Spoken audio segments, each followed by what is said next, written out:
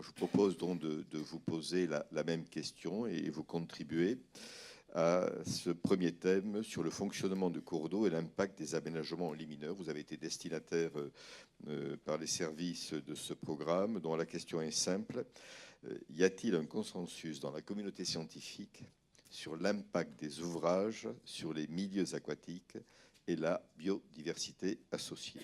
Bonjour, je suis professeur de géographie à l'Université de Lyon et je m'intéresse entre autres à ces questions de continuité écologique.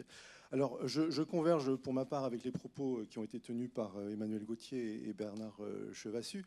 Je voudrais pour ma part insister peut-être sur un autre aspect de la continuité, et c'est la continuité historique qui a été évoquée par aussi Christian Lévesque, à savoir que les conflits d'intérêts autour des rivières, ça existe depuis toujours.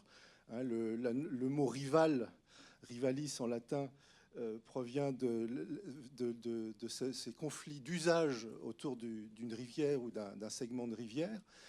En Chine, les Confucius prônaient la constriction des rivières, la construction de digues pour les empêcher de divaguer, alors que les taoïstes étaient davantage favorables à l'expansionnisme, ce qu'on appelait l'expansionnisme des rivières.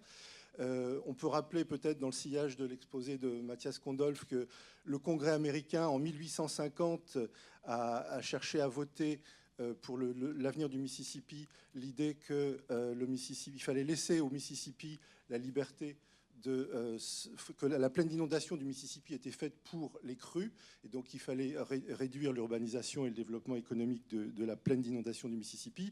En réalité, c'est le corps des ingénieurs de l'armée et sa philosophie, le corps d'ingénieurs de l'armée qui a été créé au début du 19e siècle, qui a dominé et qui domine depuis toujours jusqu'à aujourd'hui, et qui a exporté son modèle dans tous les pays du monde, y compris en Europe.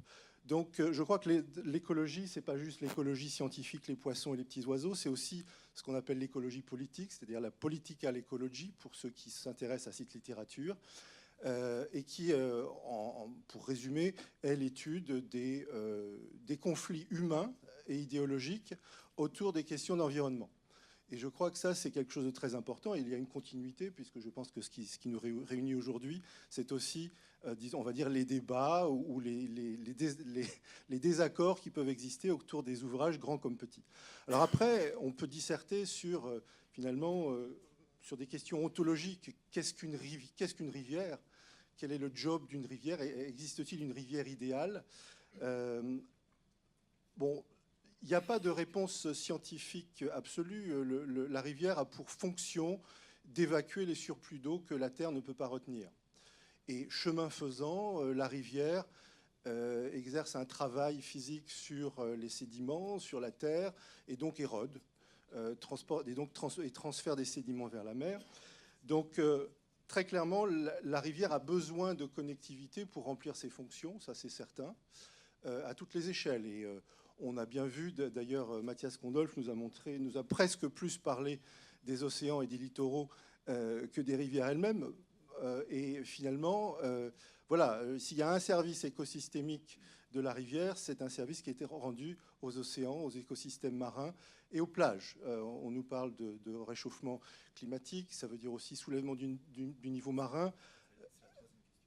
Donc on y reviendra peut-être, mais il n'y a rien de plus pratique et de moins cher pour protéger un littoral qu'une plage.